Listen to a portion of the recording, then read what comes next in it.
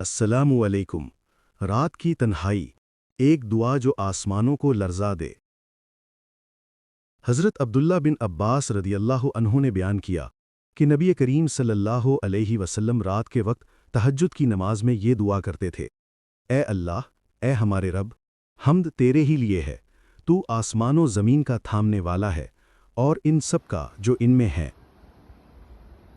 اور تیرے ہی لیے حمد ہے، تو آسمان و زمین کا نور ہے اور ان سب کا جو ان میں ہے، تو سچا ہے، تیرا قول سچا، تیرا وعدہ سچا، تیری ملاقات سچی ہے، جنت سچ ہے، دوزخ سچ ہے، قیامت سچ ہے۔ اے اللہ، میں تیرے سامنے جھکا، تجھ پر ایمان لایا، تجھ پر بھروسہ کیا، تیرے پاس اپنے جھگڑے لے گیا اور تیری ہی مدد سے مقابلہ کیا،